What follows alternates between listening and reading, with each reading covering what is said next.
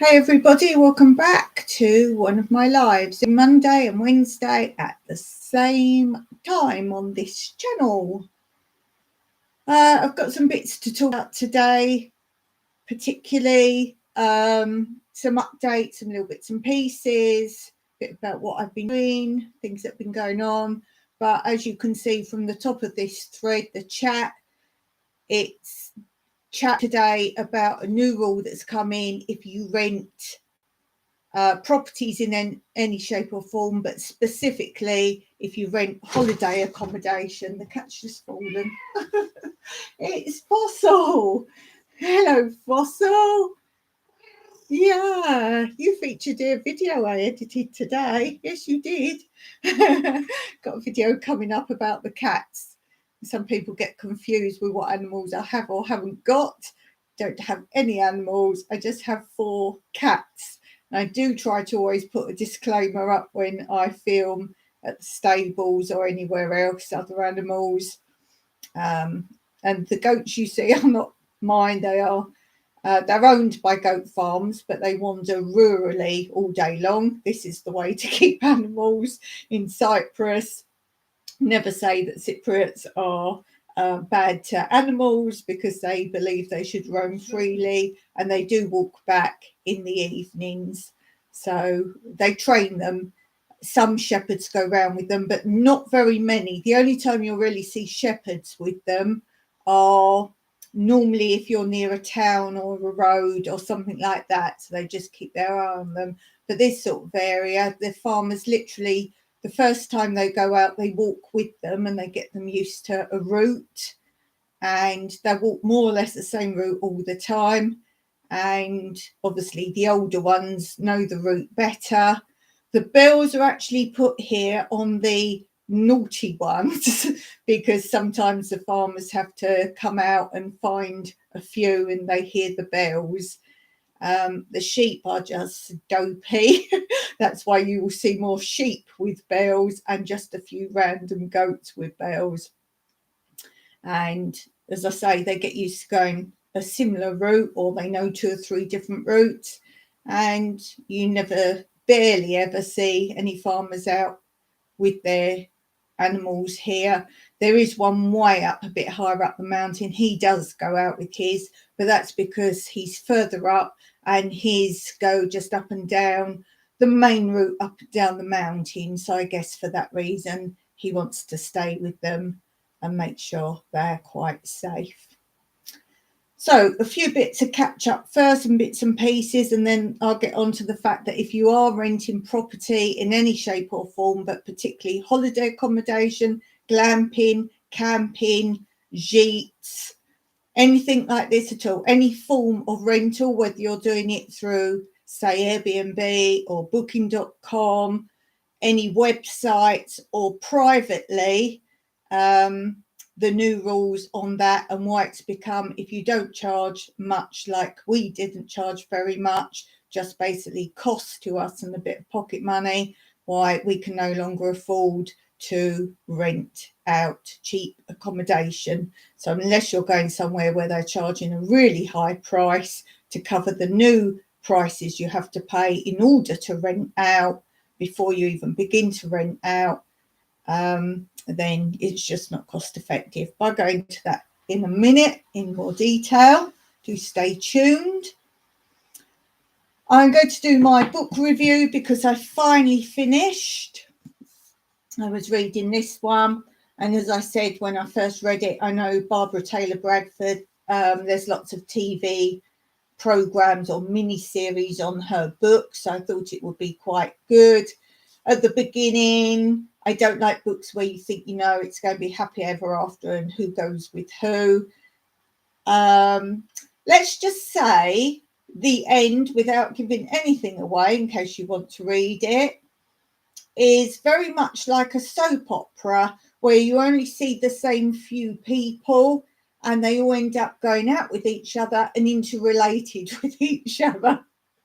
Don't you find that strange? There's a couple of particular English ones. There's Coronation Street, which is set in the north of England, and EastEnders, which is supposedly set in London. not the London I know.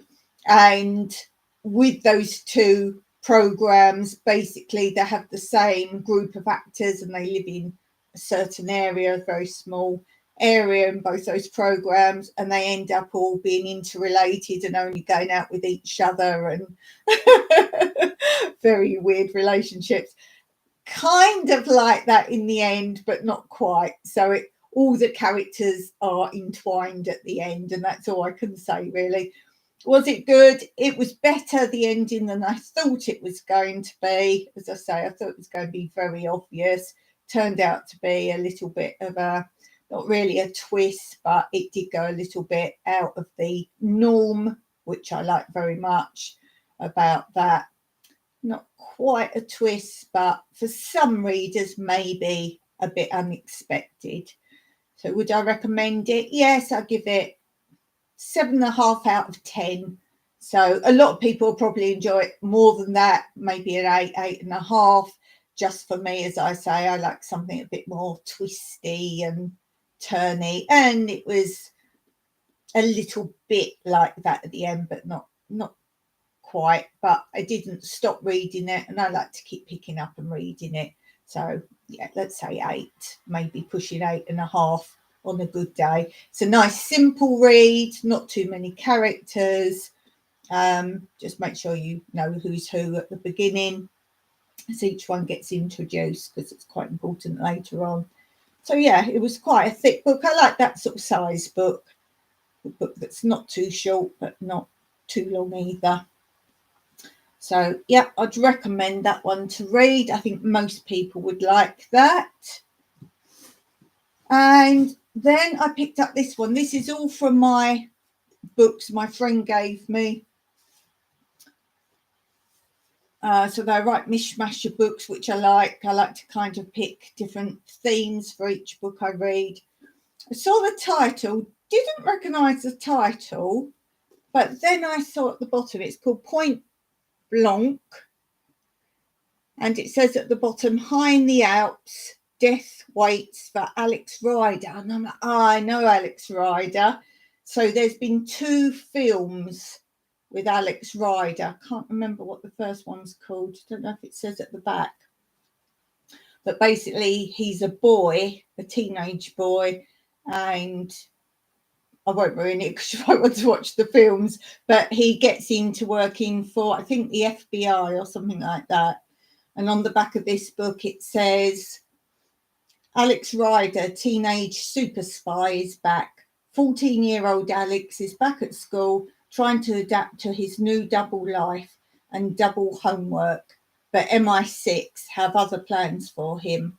Armed only with a false ID and a new collection of brilliantly disguised gadgets, Alex must infiltrate the mysterious Point Blanc Academy and establish the truth about what is really happening there.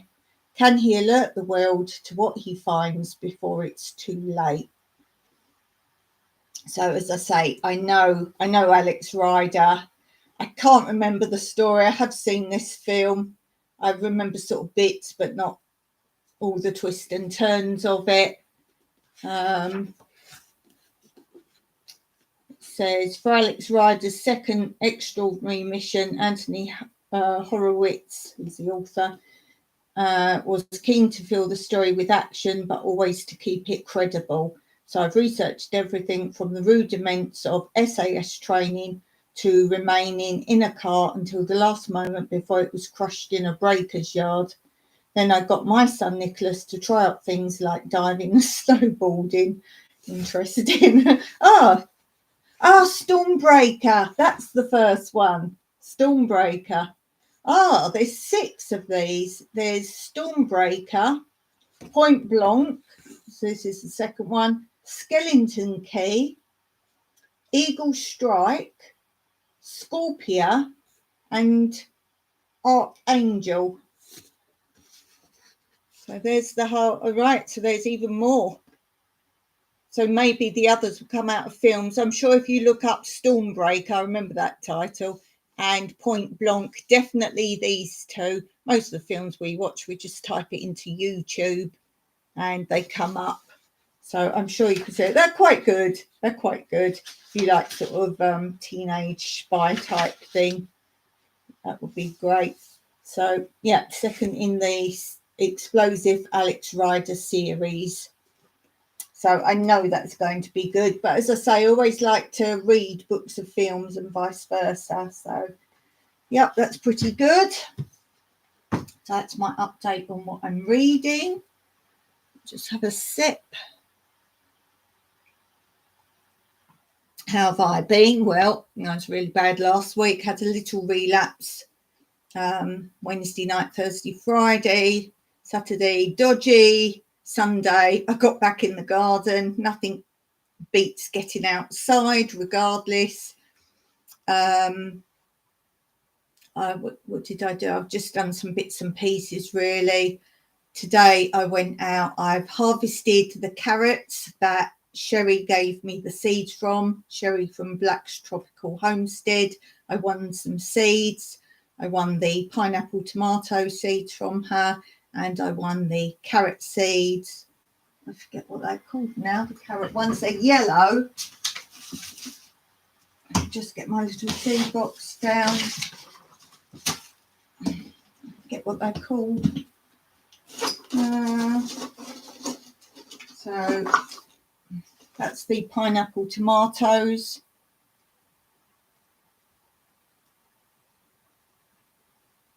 Can you see that? I know there's a bit of light shining on that today. Where's the tomato ones? They will be in here. Not carrots. These ones, they were really nice. Hey Blue, how you doing? We're both down and out at the minute. I feel like I've got a sick buddy by my side. So they were really nice. As I say, first ones I harvested. There's more in there, but they were really nice. Really delightful. So I harvested those. We had those. I've just been pottering about doing like little things. What else have I done? Oh, I had to today. I repotted the pawpaw tree. When I say tree, it's that big. It's what Josh from In Your Yard Homestead gave me some seeds of pawpaw, and yeah, it's about that big. And it was in, I don't know, sizes of pots, like sort of the, not the smallest one, but this kind of next size up or the one after, that sort of size pot. So it wasn't overgrown for the pot, but where the stem, it's got about 5 leaves on, I'm not sure. Whenever you see the like cold framey thing, it looked like it was a cold frame. We just found it as it was and might put wire in so I can use 2 sort of shelves outside. Whenever you see that, it's on the bottom shelf there. It's got about 4 or 5 leaves on. So it's just got the stems about that tall. But where the earth was, although it wasn't too big for the pot, the kind of, it looked like a sort of bulbous, rooty thing, like a bulby thing. I'm so technical. Like a bulby thing starting to come out. So I thought, right, that I'm going to repot that. That I think needs to go in a bit more. So I can only do really gentle things. So I repotted that. What else did I repot? Oh, on that same shelf, there's a chili. You always see it's a certain type of chili. Can't think top of my head which type it is. It's different to all my other chilies. A chili plant. I just thought, well, I'll put that in a bigger pot, and a jalapeno. So I put that in another pot as well. That was about the limit of my abilities today, doing those. Update on how far I did get with the olive trees. I did finish just before the relapse.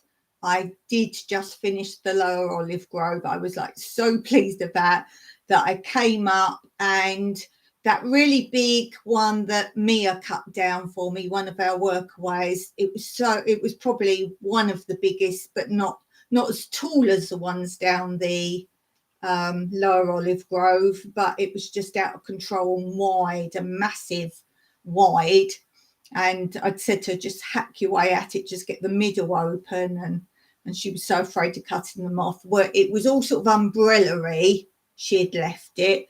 But after the harvest of olives, they droop down. They never spring back up. So if you get olive trees where they bend over with the weight of the olives, they won't spring up. You've got to snip those back, snip them back as far as you can to where a bit, you know, that kind of stringy, they're not branches, they're not wood, but where the stringy bits come out with all the leaves on, you want to go back as far as you want to go. And you can be really harsh, but go back to where you see a leaf or a little bit coming upwards out of it and cut right back to there. So it now looks like an olive tree shape, and that took a lot of work. So I got that done, and I did a little snip of the next one, but as I say, relapse and all that. So yeah, let's see what Blue's saying. Like duties, yeah, we're all in that boat. I moved 4 boxes, big mistake. Yeah, you're probably like me. You either want to do things. I'm at the stage I feel like doing things, but it's a big mistake. I mustn't bend over, and I mean even slightly, like lean over. Mustn't even do that, which really limits you. So as I say, doing the potting up today, I've actually put them in the rabbit cage. So that was leaning forwards. I was like, but they're just preparing all the veg now, making soup. Oh, that's a comforter, Blue, isn't it? And getting stuff done for Crimbo. Yeah. Nothing happening here. All we have is my Christmas has changed a lot. Basically, for me, Christmas is stuffing and sausage meat. And what we do for the sausage meat is here we have some really nice, spicy, fantastic sausages. And Mike buys those, takes the skin off, and that's our sausage meat. And it's cost effective, he reckons, as well. So that's cool. I don't do Christmas dinner. Mike's always done it since I first knew him. Our first Christmas together, he said, do you want to come to mine for Christmas dinner? And I was like, oh, okay then. And I mean, I'll wash up and I'll do things like that. But he's like me. If you're cooking or something, you might ask for help. But if you don't ask for help, it's best to leave someone cooking.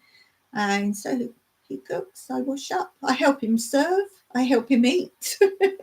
I've had to be really careful though what I'm eating. I'm getting there, but it's my birthday soon and I want to have something nice. When is it? What are we on now? Are we on the 20-something? What's it say? 21. So I have, oh my gosh, not long. My birthday's on the 6th of December. So tomorrow it will be a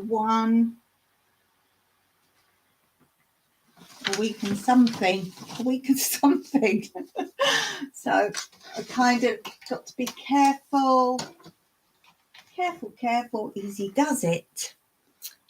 We get all our meat done for 6 months of Christmas and I turn it all into meals for the freezer. Brilliant idea. Brilliant. We don't have turkey. We haven't had turkey for years.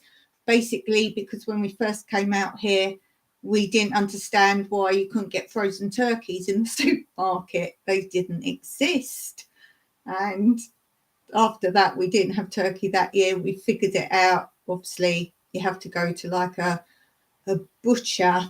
They're kind of, think of the smallest shop you could ever imagine, literally a door and a counter. And that's it. And you can order from there, but you have to order, I don't know how far in advance, but you have to order a certain amount of stuff. You can't just go and order one small turkey or something. And the cost difference of that and chicken, can't be bothered. Oh, Mike likes to do Yorkshire puddings with Christmas dinner, which is bizarre, but he likes it and it's nice. I'm a gravy and sauce person, so yeah, that's really it. I put a tree up. I do put my tree up. I put some decorations up. Do you know what? I feel like it was only probably 2 months ago I took them down. It wasn't, but as they say, as you get older, it feels quicker. I feel like as quick as I'm putting them up, I'm taking them down again. Benji is not a good plan for me either. No, you don't want to be doing that. We get a turkey, leg of lamb, Beef joint, I'm coming. Blue, I'm coming for Christmas. Duck, I like duck. Gammon, don't like gammon. I don't like pork or gammon or bacon. But I'll come and have your beef and duck and turkey. I'll help you with that. And I get it all cooked off the week before and put it through the meat slice. That's brilliant. I mean, if anyone knows how to organise Christmas food, it's Blue. If we don't have Yorkies with dinner, there's a mutiny. Do you have it then with your Christmas dinner? Oh, do you? Do you do that? I tell you what I like, when you get that really big Yorkshire pudding and then inside you have the sausages, meat and gravy inside the big Yorkshire pudding. I do like that.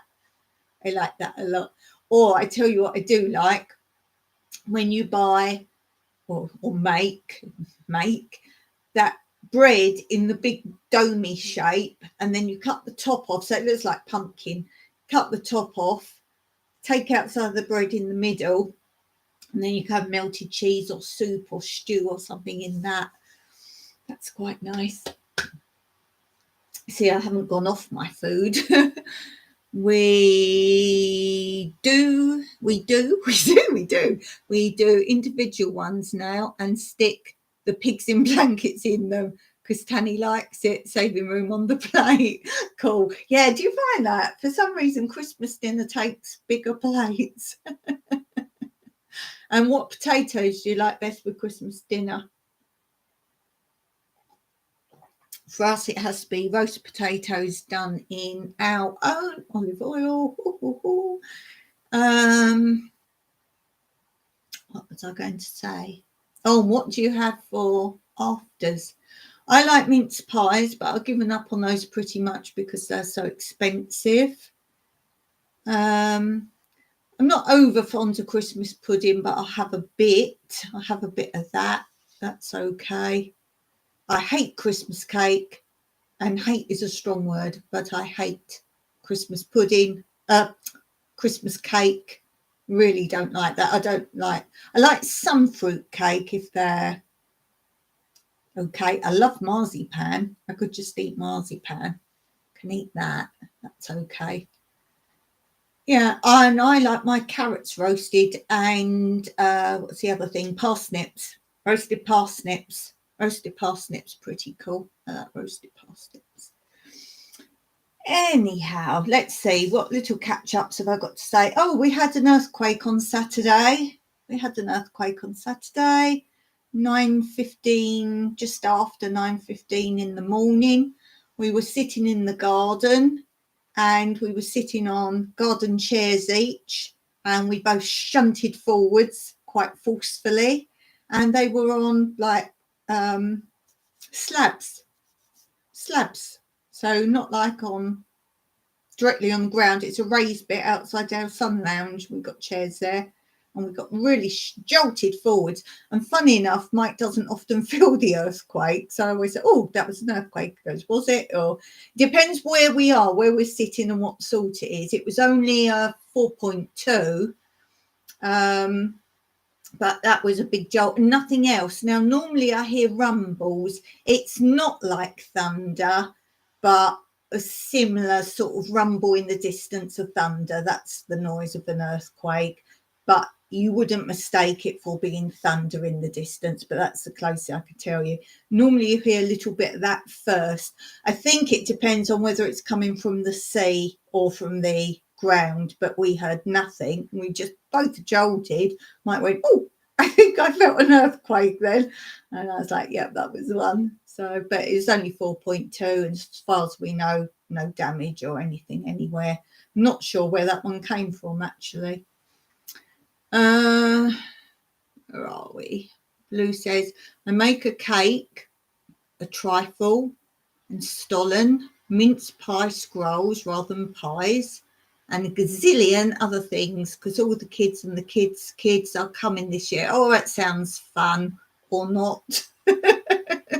But no, I think that's part of it. When you've got sort of lots of people or children, helps, doesn't it? Makes Christmas. We haven't done presents for each other for since we were sort of going out together, really. We don't do birthday or Christmas presents. One, because I can't go on my own anyway and get surprises.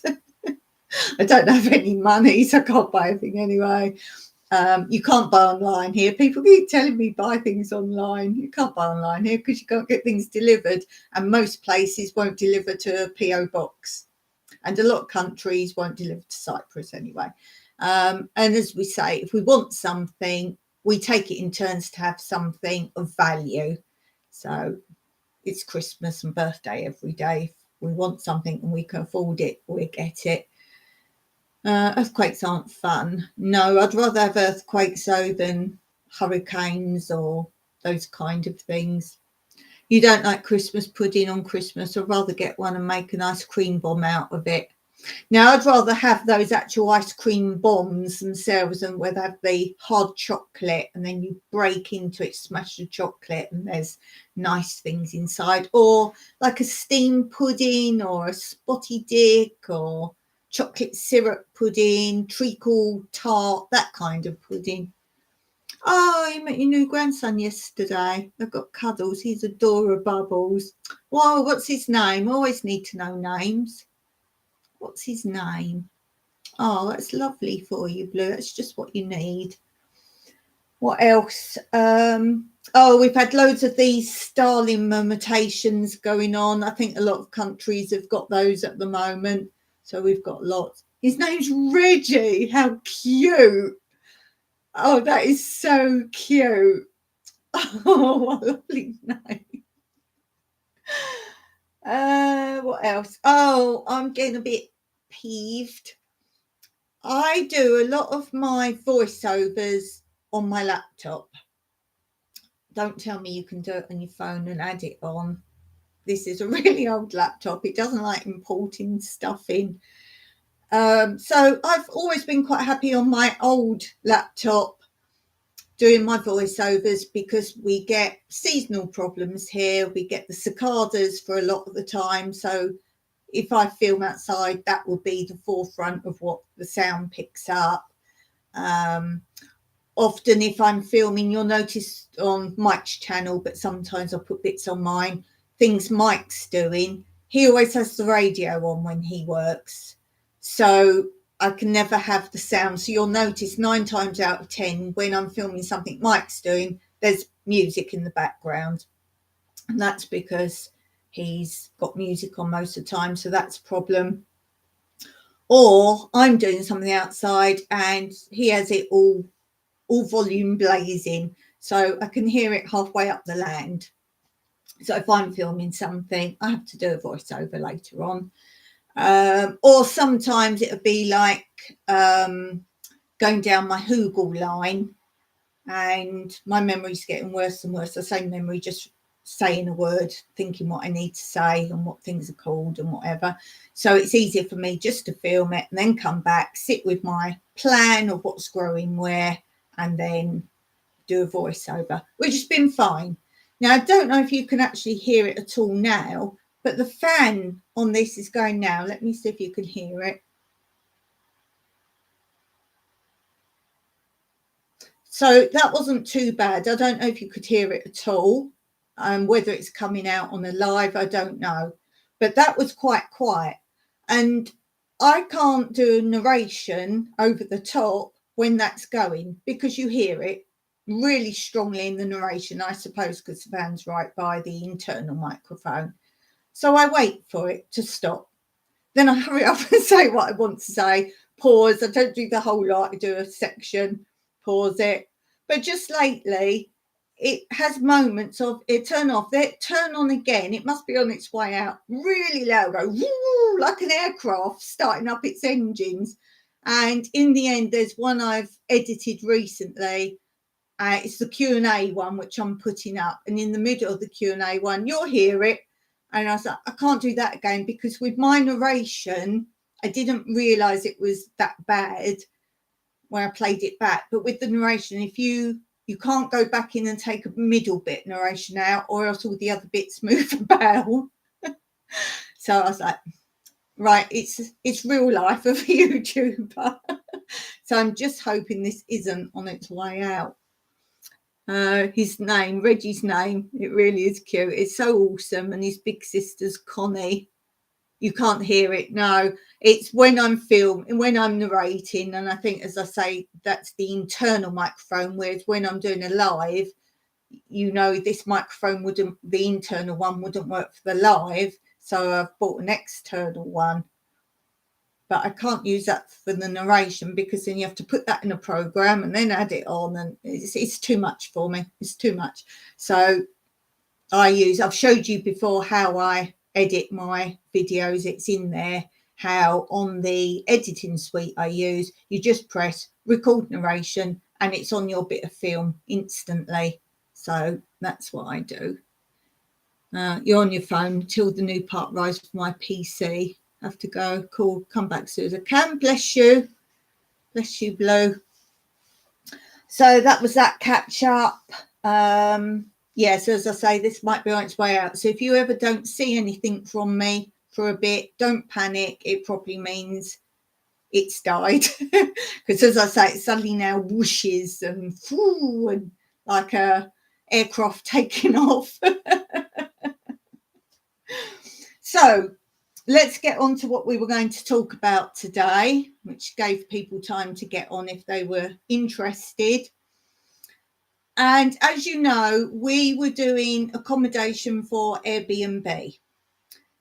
We were getting it, so we had 3 accommodations. We have a double bedroom in our house that we were using before the pandemic, which we haven't used once that occurred. So we had that. It's only a double bed, and we provided breakfast only for that, and they could use the pool. So we did that really cheap. What we want to do is to encourage people to come to Cyprus and see the real Cyprus, go out, see things, spend money. The second accommodation is what we've got, our WORKAWAYs have been using at the moment, why we've been upgrading it. And that is a double bedroom. And they have this is elsewhere, another building, an outbuilding. And they have a cookout, which you would have seen on Mike's channel and a little bit on mine. A cookout, which is an outside cooking area. So they cook their own food. And they use the utility block, which is a toilet, a shower, and a great big old butler sink, which they can do if they need to do washing in it or washing up their stuff. They've got that. Again, really cheap accommodation. We want them to come and embrace Cyprus, the real Cyprus, rather than the whole hotel-y, touristy type thing. If that's what people want, then they go to hotels. If they just want good, cheap, clean accommodation in a rural area, that's what we wanted to provide. So again, we were barely charging anything at all for it, just to cover cost and a bit of pocket money, and for us to meet people. And we've had people come that want to buy in Cyprus, so it's a good place as a base, and they can go out and about. The third accommodation, which we haven't finished, but we're in the process of doing, can sleep up to 4 people. There's a double bed. There's a sofa bed, but it's a proper bed it makes up. It pulls out onto proper legs. So it's not like a put up or a something like that. It pulls out into a proper bed. So it's 2 double beds in total. And they have their own toilet and shower and sink, like their own shower room, proper shower. And they will have, we haven't finished it, but they will have their own full kitchen. So not an oven, but everything else is a full kitchen. And again, even though that could sleep up to 4, we weren't doing it at a high price. So this was all going very well. This was going to be our investment, building it as cheaply as we can, so we don't have to charge very much, and we meet people from all around the world. And they've got 3 completely different options, slightly different price points, obviously, the more they've got. And if they were to meet up with us and socialise, they could do. If they wanted their own space, they have that as well. So that was going to be invest in that, whatever we needed to spend, and that would generate our future income. And long-term goal was if we needed assistance, one of those properties we could use for someone to maybe live here and care for us. That's the long-term view of that. Well, that's what we wanted to do. And we're just at the stage we want to really get this last one finished off. And then we get hit with this new EU regulation that because the hotels are up in arms with people going more to Airbnbs and similar things, and they have to pay bar fees like licenses and license for this and license for that and all these things. They don't think it's fair that anyone can open anything up and go on Airbnb or something similar. So it's now been decided as an EU regulation that if you're renting holiday accommodation or anything else, although house rentals are another aspect, but it still applies, but I'm talking more about holiday accommodation. If you do glamping site, camping site, if you do an Airbnb either in your house or another building, or you've bought holiday accommodation to rent out, or you do gîtes, anything and everything, you now have to pay, I think it's about 224 euros. I don't know what it is in other countries, if it's more or if it's the same price everywhere, to register.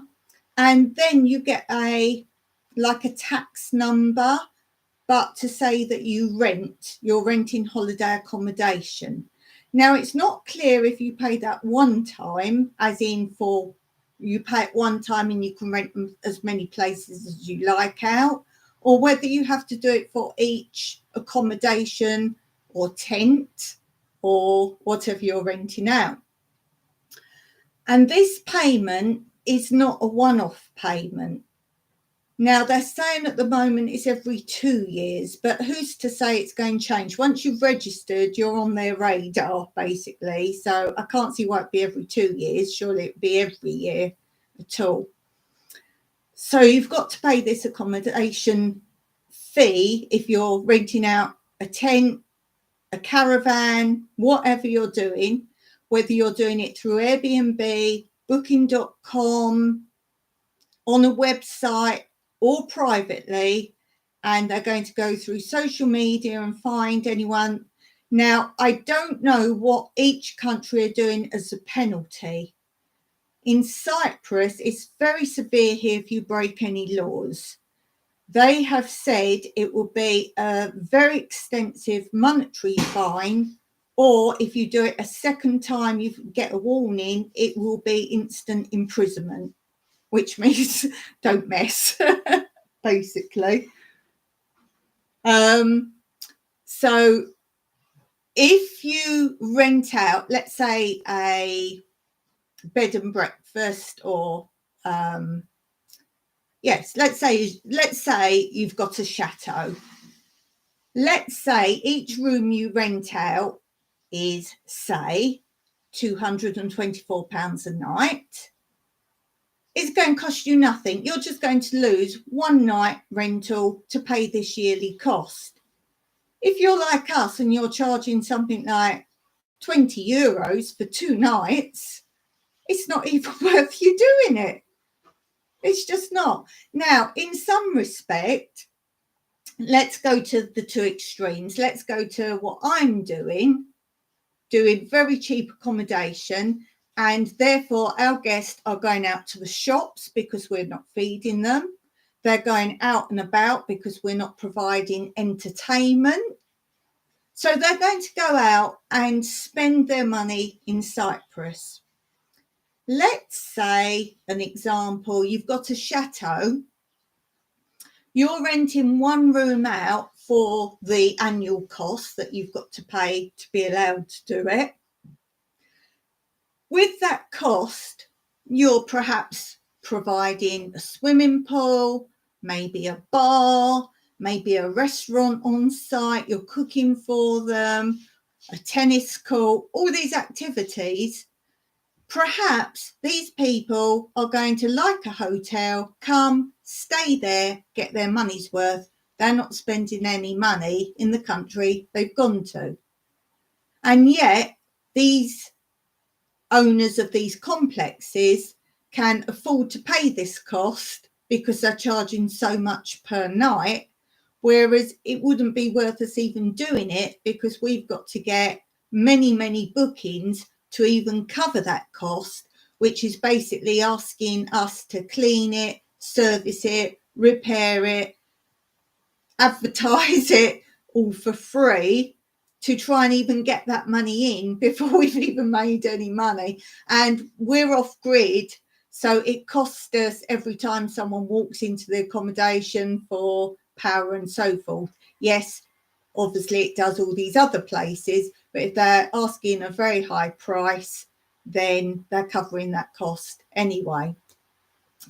So this is really what I'm telling you about, that I don't know who knows about it yet. If you're on Airbnb, you should already know about it because they've sent messages out to people saying you cannot now promote your property on Airbnb without this number.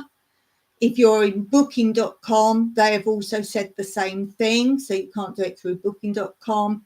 I don't see how they can cover so many private people advertising on, let's say, Facebook or whatever else, how they're going to find all these people. And for us, it means we cannot now afford to rent out.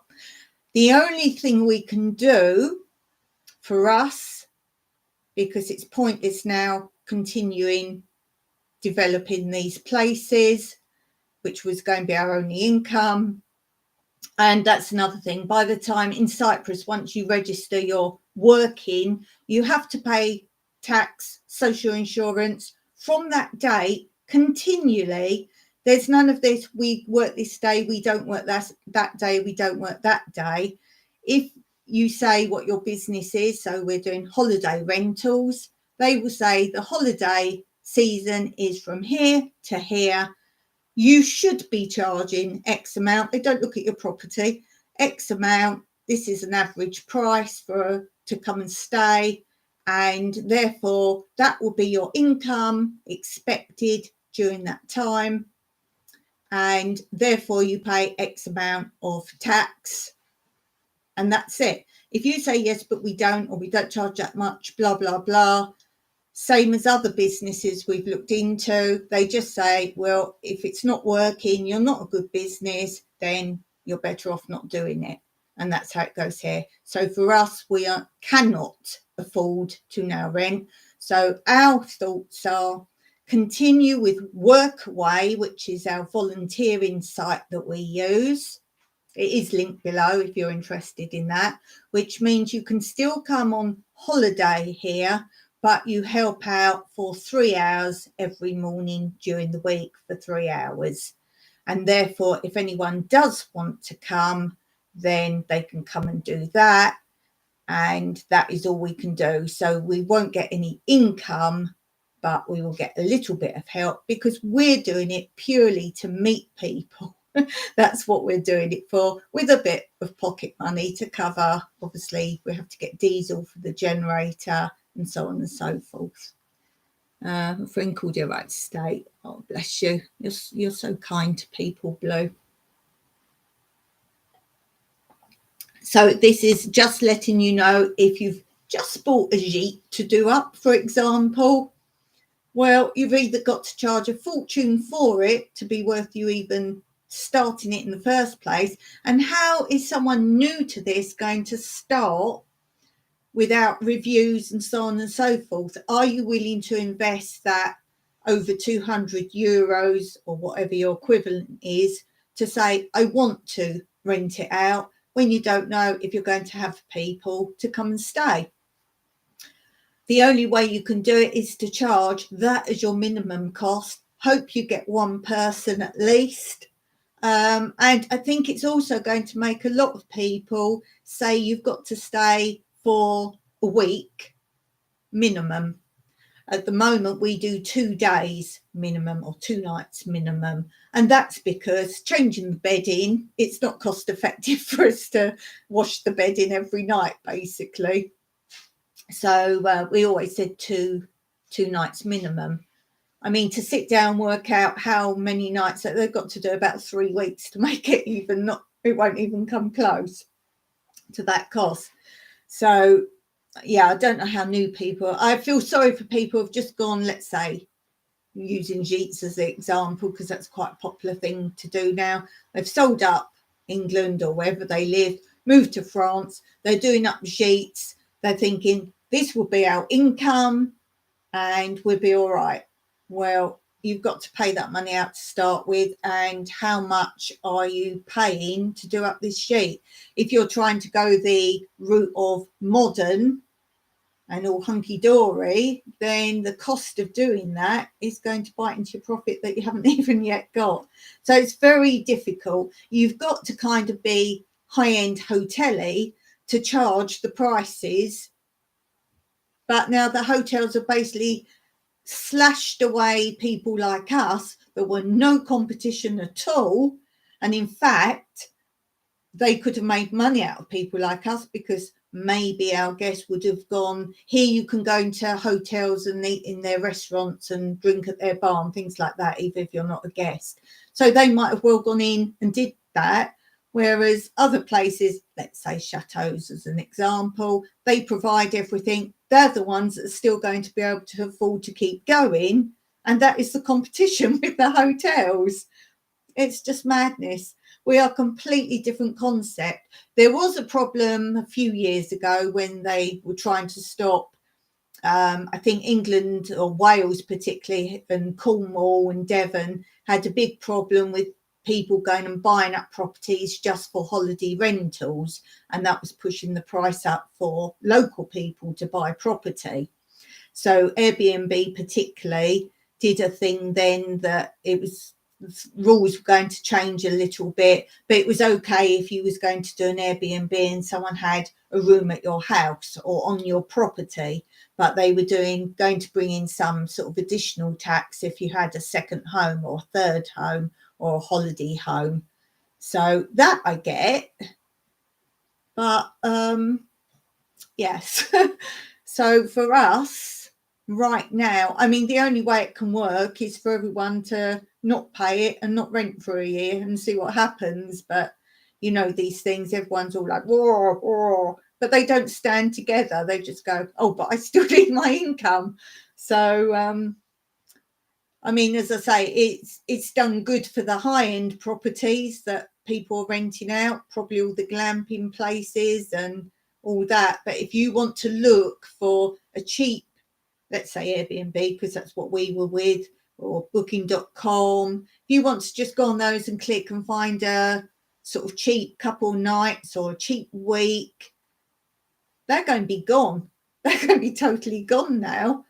So it's pricing those that can't afford a big holiday out of having a holiday in some respects. As I say, this is all of the EU at the moment, and a lot of the stuff that starts in the EU does sometimes creep beyond that. And I know America was having a big problem. Airbnb, they were the ones that was saying about as well, taxing if it was your second property, third property, etc., if they were holiday accommodations. So there was that. So that's really what I wanted to speak about today. I'll be really interested in people's comments below. If there's more questions on it, I might not fully gone into things. I've got all the information on it. I just didn't write anything down. So if you have questions, do ask. Or go on, it's definitely booking.com and it's definitely Airbnb, because they're the two that has flagged up. But they are going on, if you're advertising it privately or through Facebook or anywhere else, I guess they're going to sift through all those holiday magazines, you know, where you can look in the back of magazines and it says holiday accommodation and cottages and so on and so forth. But as I say, I'm trying to provide cheap holidays to meet people, get people into Cyprus. You'd think my country would be trying to help promote that, particularly rural areas, get you away from the tourist towns and whatever, bring you to the real McCoy, as they say, Cyprus. Come in the mountains, you have try the goat's milk from just over there and the cheese that's made just over there, and go horse trekking from the stables we help out at, go further up the mountains and go on the wine routes, the more cultural stuff as well, rather than go to the theme parks and the water parks and those kind of things. So I feel very sad for that. Blue says most people here at the moment can't even afford to drive to the bottom of the driveway, bless, let alone think about a holiday, honestly. Yeah, but that's what I say there. It's almost like if you've got money, you can go on holiday, but you can't find cheap accommodation. And as I say, people that are running campsites, that's supposed to be a fairly cheap option. Oh, we'll go camping in France, or go camping around Europe. Those people can't afford to have you come and camp now on their field that they bought. Cheap option. Let's open a field. Let's have camping. We've got to set up some toilet blocks and some showers, maybe a cooking area. Now those people are stuffed, basically, because there's no way they can afford the same, unless they say you've got to come for 3 weeks. I don't know how much they charge for these camping sites, but I would have thought that was a cheap option. To be fair, though, would want a quiet place away from the main places. Yeah, and they've just done a big thing in Cyprus to promote the mountain areas and the rural places and all the things that go on up here, rather than just promoting the main towns, because they're promoting Cyprus as a year-long holiday, so winter sun and all the rest of it. No good if you can't stay somewhere. I had enough trouble. They had a beer festival in the other side of Cyprus, and obviously I don't drive and Mike won't drive and drink, so I said, oh, we'll get a cheap Airbnb, because Airbnb you can find some really good prices there. And I said, well, we'll go there, do an Airbnb. But I was looking for one without anything other than we just really wanted a bed for the night, a cheap bed for the night. Obviously, it's going to be in someone's house, the host house. That's the way you're going to get the cheap bit. And do you know, I couldn't find, we wanted obviously a shower, a toilet and a bed. That's all I wanted. We couldn't find one. So even what we're offering, they were far more than what we were charging with, as I've said, the facilities at the beginning, what we offer. Couldn't find one. They had kitchenettes and this and this. I was like, I don't want to pay for something I don't want to use. There's no point. And albeit there was a lot of places that were booked that week. Well, yeah, a lot of places, if there's any drink festivals, they do block them out. As in, you can't tell if they're blocked out because they're booked or blocked out because they don't want you then. But they all, that area went because they obviously don't want drinkers to go and stay in these, well, not louts here, but you know what I mean. They don't know who's coming, do they? They don't know if they're drinkers or not. Can you imagine? No, we don't want you and Mike to come. No, bright louts, no. So there wasn't a lot of option anyway. But there's not, I mean, up in these rural parts, not right here, there's nothing else here at all, but rural areas in Cyprus, for Airbnb, you can stay in an old bus. And when I say an old bus, I mean something that looks like it's been in a road smash, you know. When I say an old bus, nothing inside, all rusty, and it's got like a hammock hanging in there. On an outside toilet, meaning not a toilet. So you've got that as an option. That's our competition. Or there's ones much further up in Simu. I really want to go up there one time. Might go and stay up in an Airbnb one time up there if it's still open. And that's kind of a mountainous sort of cabin-y type thing. But then that's really expensive. So there is nothing like us. And both those things are a long way from us. I know a lot of people don't book us or didn't book us because we're too cheap.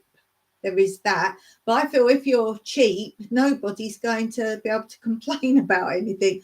We're not one of these that we want it all pristine, and we want it not rural. You'll see it. I've got to do some more up-to-date filming of them all so you can see how they're all going. But you can see them on my channel. Yeah, it's as it is. The kitchen that's not finished is being made from pallet wood. So you get the idea. You get the idea what we're doing. It's a proper shower, proper toilet. Yeah.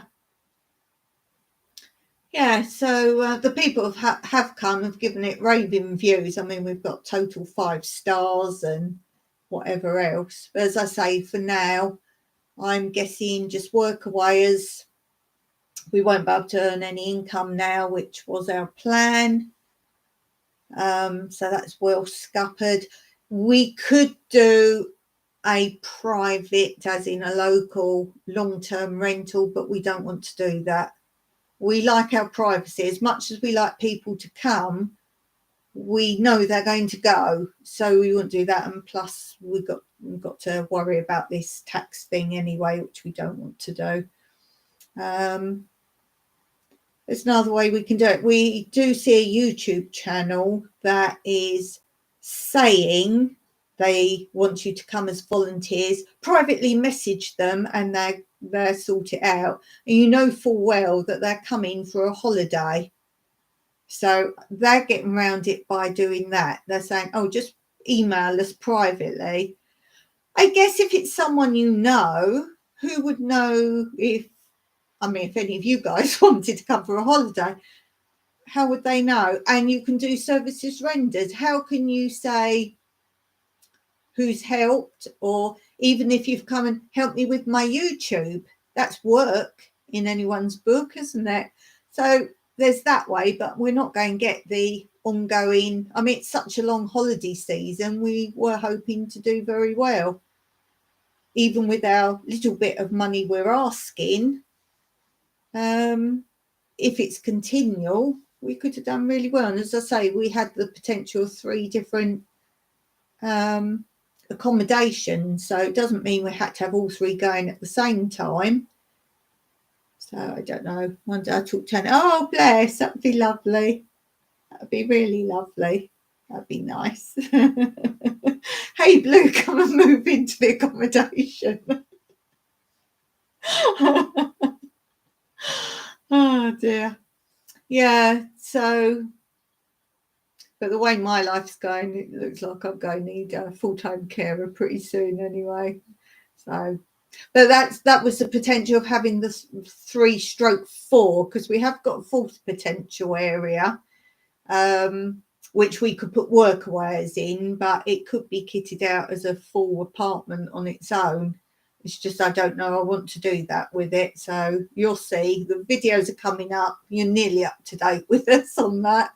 So do look at my playlist and you'll see the sections. And as I always say, if you see a video you're interested in, I normally link the previous episodes above it so you can sort of see the whole format as to. That's all our donkey stable, the abandoned derelict donkey stable. There's sort of 2 parts to it. There's an A, sort of building A part and building B, because the A part was the outside of the donkey stable, and that one initially was called Go Get Funding, because anyone who wanted to help with that build, and that is going to be this, that's with the kitchen that we haven't finished, that's that area. And then the second part, which I'm filming still at the moment, is the one you're not up to speed on, is the because I wanted to call it different so you didn't get the 2 parts of the build mixed up. PayPal. Yeah, so I thought there'd anyone who wants to particularly donate to that part. So potentially we could have WORKAWAY and potentially 3 different accommodations if we opened up in the house again. which I would do for friends, but I did enjoy that. It's just they have to share our shower room. I wasn't keen on that particularly.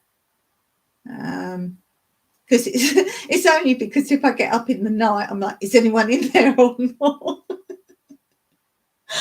I've got a thing. I like my own toilet and shower. And you can't build another one here. We did look into that, but that's another story because that would have done really nicely.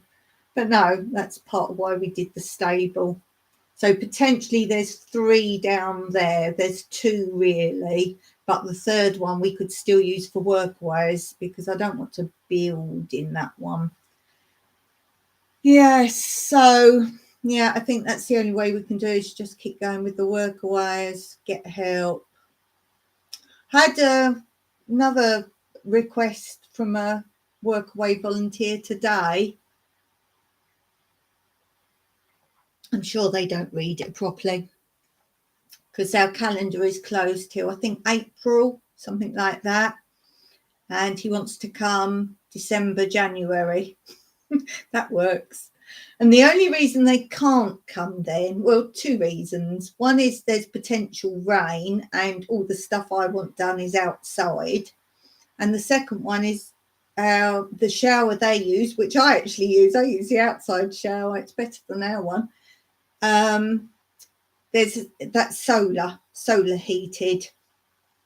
So Mike's not happy if they come, and then it's all right, obviously, during the day, but first thing in the morning. But if they're helping work in the garden, I doubt they'd shower first thing and then do the hard labour. So they're going to shower when they finish work before they go out, aren't they? Lunchtime-ish, so it'd be all right. But Mike doesn't like them to have like set times for it. But we were planning on buying like I forget what it's called. It's some water heater thing. He was planning on getting that. But is there any point now? We just keep our workaways coming when it's good weather.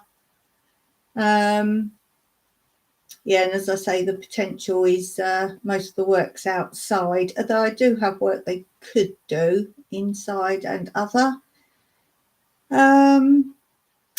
Yeah, and it depends where they come from. He's from Egypt, so I've just replied to him and said, you see our calendar does say we're not accepting anyone to April, because there was a little thing on the Workaway volunteer site a while back that basically was a heads up, let's say, that a lot of volunteers are choosing not to have a home.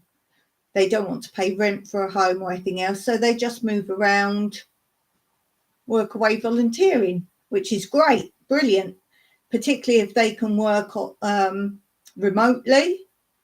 Or some would come, for example, a place like mine where they only do 3 hours in the morning and then they go and get a restaurant job or bar job or something and can stay out here indefinitely. Some stay in one country, their own country.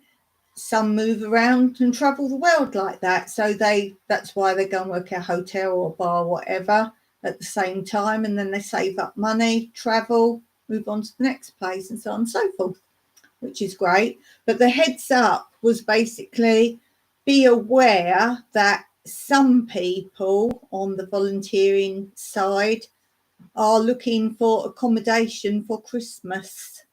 So you'll get a lot flag up December, January. They want to come and help out. They're basically asking to come to Christmas. And then what do? First of all, you've got the religious aspect of the religion of Cyprus versus some other religions. Could be a bit awkward. Secondly, do you ignore them at Christmas? Or do they think you're going to invite them for Christmas? I mean, I don't know how that really works out. So, your thoughts on that?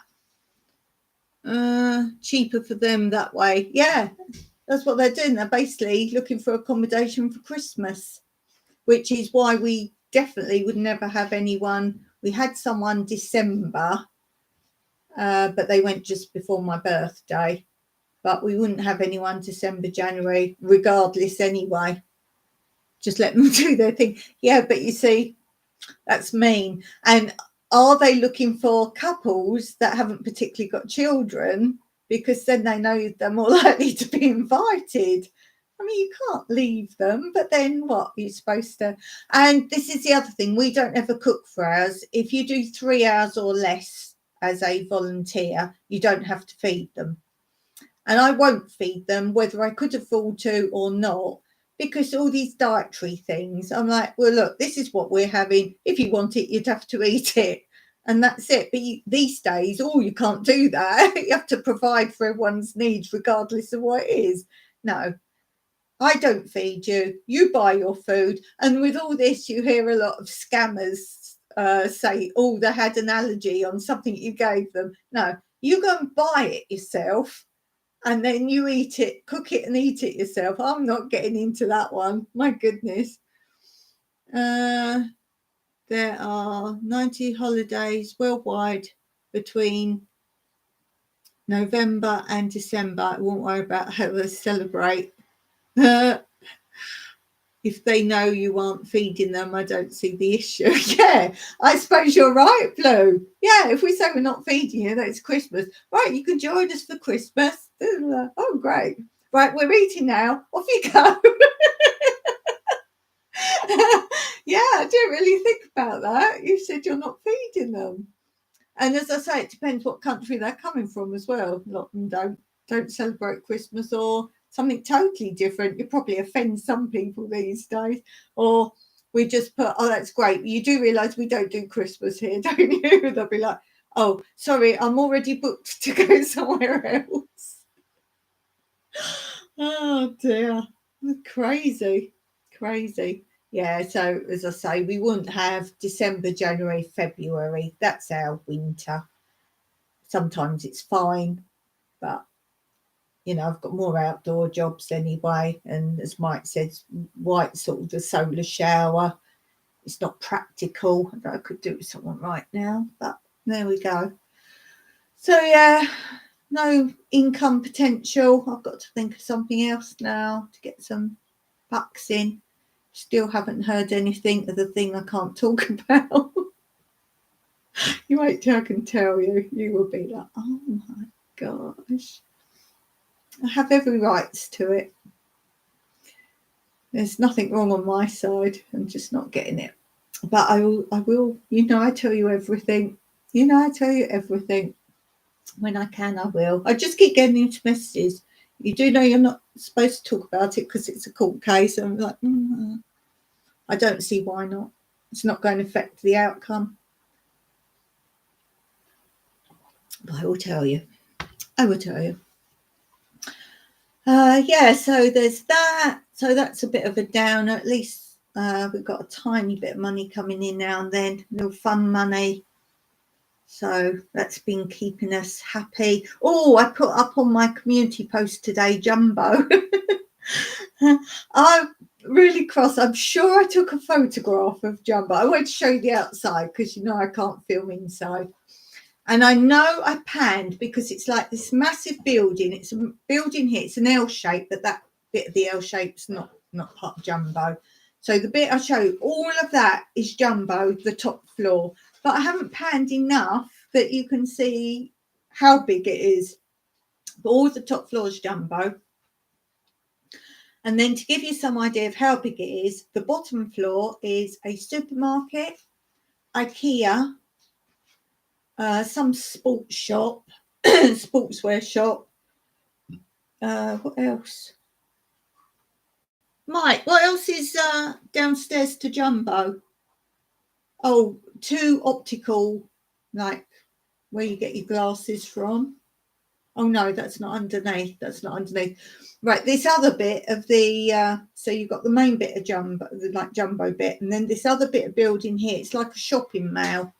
So you go in this long bit, and then you get to Jumbo and IKEA and all that. So yeah. So what I did today, as I say, I panned round, and then I'm pretty sure I took a photograph as well, because I thought I'd put that on my community post, the photograph. But there was this man going round like, I need money for a meal, I need money. He clearly did not in any shape or form. And he was just a real hustler. He was quite nasty, and I'd seen him go to another car that parked in the car park, saw him go there. So I was so busy with like listening what was going on with this other bloke in his car, and he wouldn't let this bloke get out of his car. He said, well, give me some money, and if you don't give me some money, I'm going to eat, and blah blah.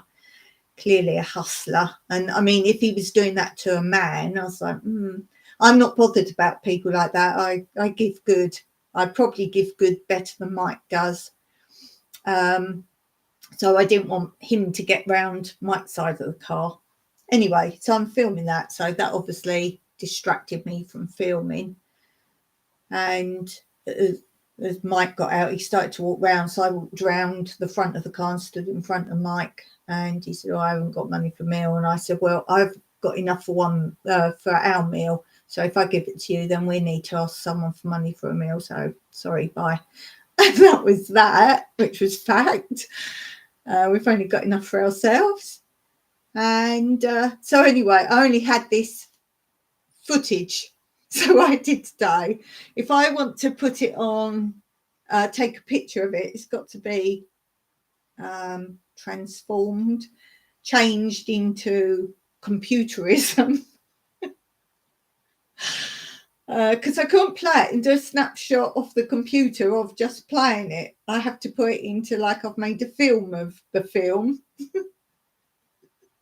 To make a film of the film, to take a picture of it. So I thought, oh goodness. So I played it without transforming it. I played it and I just took a picture on the computer of the front of Jumbo. So that's what you got on the community post. You can actually see Jumbo, see the logo. And did I tell you last time Jumbo's got an advert on the radio and on TV and on my when I do my learning apps and my physio, it keeps coming up as the advert, because obviously we all get different adverts. We get either from what we're talking about and our phone picks up what we're saying all the time, or our computers picks up words and shows you those adverts, or it's from the country you're in. So I get a lot of Cypriot adverts, obviously. And Jumbo's got an advert, and I do let that one play through. And it goes, it's like Christmas music, you know, like with all the triangles and the bell, like a real Christmassy sound. And I know the words. It goes, Jumbo, Jumbo, Jumbo, Jumbo, Jumbo, Jumbo, Jumbo, Jumbo, Jumbo. And I was like, oh, it's my theme song, because I so love Jumbo. I so do. Oh. So yes, that's really my information. As I say, if you've got any comments on that, do put them underneath. If you do rental, or you're considering renting, or you do glamping, or you've got a campsite, or you have a chateau, anything, or if you do a room in your house, a lot of old people are doing it now just for a little bit of income, or to pay for their heating or whatever else. So if you do any form of holiday accommodation in any shape or form, I'd like to hear from you anyway. And I'd like to know what you advertise it on. As I say, they've definitely hit Airbnb and Booking.com, but they say it's everywhere now. And just your views on it. As I say, if you're charging a lot of money per night, or you have a minimum amount of nights that will cover the 200 and whatever euro payment, then that's great. But if you're someone like me that doesn't charge very much, you've just been kicked out of the market, basically. So any ideas, any plans? As I say, the fines here, I think it was €1,000 for the first fine if anyone gets caught doing it illegally, and then straight to prison. And here they do. They literally come get you and put you away, and that's it. People go missing here, they're normally done something wrong and they've been carted off to prison. So yes, I like the severity of there's no messing with the law here, breaking laws. I do like that. It keeps everyone doing the right thing. So yeah, as I say, comment down below, any shape or form, what country you're in, if you do it, if you've heard about it yet. Just really interested in that. I don't know the answer to it. I think, in my mind, you know, I always like fair play. I think the charge should be different depending on what you're offering. I think if you're offering, like the hotels are saying, well, we have to pay X amount and all this, but that's a business. That's a little bit different to someone renting out a bedroom for 20 euros for 2 nights to make a bit of pocket money. I think that's a completely different thing. So maybe there should be categories: how many rooms, or how many people you sleep, or how about percentage of how much you charge. Maybe that, or if you charge under a certain amount, don't know if exempt would be right, but something. You can't charge someone over 200 euros to do it if you're charging like 20 euros against someone who's charging the 200 plus euros for that same amount of time. So I think with me, I think that would be a fairer way of doing it, but they don't want too much paperwork, do they? Just if you rent, you rent. Because let's say the small fry like me would have to put your prices up, then people are still going to go to what's better accommodation or offering more for the same money, because they haven't had to put their prices up. I can't charge much more than I am, because then I've got to worry about having everything sort of available and, you know, that kind of thing. It is just basic accommodation, and one we call the Traveller's Rest, and that is exactly what it is. It's for people maybe even touring around Cyprus. They can spend a few nights. This is another reason I wouldn't say minimum of 4 nights for that one, because they can come, stay a couple of nights, move on, couple of nights, move on. Oh, we did have, one year we did it, we did have a couple, and I think then we were doing 1 night. We didn't have a minimum of 2 nights, and this was one of the reasons we changed it to 2 night minimum, because they said, oh, we'll just do the 1 night here. And I said, okay, that's fine, no problem. And then when they were going, they said, we really love it here, we wish we'd have done longer, but we couldn't. So I said, oh, you're only in Cyprus for a few days. Well, yes, and we wanted to do two Airbnbs. So they said, but we kind of wish now we'd stayed here longer. So I said, well, you could have done longer here. Oh, no, because the amount of days we're staying in Cyprus, the other one was a minimum of, I think, 5 nights or something, or 4 nights. So we could only book that one if we stayed 4 nights, which meant we could only stay the 1 night with you. So had we have said 2 nights minimum, they would have had to stay 2 nights. And that was one reason we changed that and said 2 nights. And as I've said before, they keep turning over. And we're not one of these people book and then have next people come in like a few hours later. And even though we have sort of change of bedding, like second bedding, that we don't want that. We want it all calm and lovely and that kind of thing. So I know a lot do back-to-back bookings, and yeah. Anyway, that was really what I wanted to talk about today. I don't know your views, your thoughts, if you've got any ideas. As I say, we can't do it like under dark. We can't do it. We won't do it. But if people want to come and stay and want to help here, it's only 3 hours help. Come and help for 3 hours. If you want to leave a donation for future renovation while you're here, we wouldn't stop you. Let's say that. That's all you can do. So we will keep on our WORKAWay forum that we're on. It's a It's online. Again, that's in the description below. It does say somewhere about WORKAWAY. You can click on that site.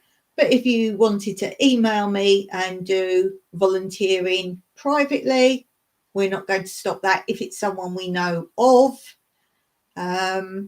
The only reason we stick with the WORKAWAY is they sort of guarantee and do checks on people, and that's obviously I won't have random people come in and volunteer in here.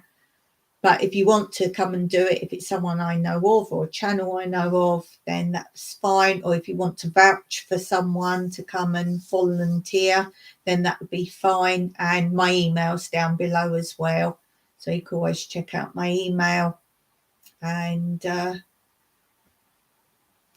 let's chat. No, I think that's all we can do really for that. So, yeah. I wonder how many people have people stand and then they go, oh, they're just our friends staying. And I don't see how they can police it, to be honest with you, unless they constantly obviously have people all the time. But yeah, have people knocking on your door, prove who you are. And then the host gets sat down, right, we're going to ask you questions about them and see if you know the answers. How can they do it? I don't know. I don't know. Really don't. But anyway, I think I will leave that there for today. I need to go and rest. Get in there. Don't want another relapse. Oh, yes. I've doing the Q&A. I think that's the next one to go up. I finished editing the Q&A. Well, I want to get that up because some channels asked me some questions. Yes, it's the next one to go up. So on Wednesday, I've answered some of your questions. I had questions from Digging for Health, Gypsy and the Vanilla Gorilla, Mayfield Ranch, G Quote, Traditions, Miss Ellen Pankey. I've answered some questions there that was set. And a question people often ask me in different ways. I nearly added it on, but then the video is about 17 minutes long, which is a bit of a long one for me. So I'll just say it now. The question I get asked a lot in many different ways is, how do you stay so positive when you have multiple permanent deterioration conditions? My answer is, I stay in control of my life. I chose the best location for me to live in and an affordable lifestyle for what I can and can't do. And I think that's a great place to leave it for today. Thanks for being here. Thanks for staying positive. Hang on in there, everybody. And remember what I always say, Meraki.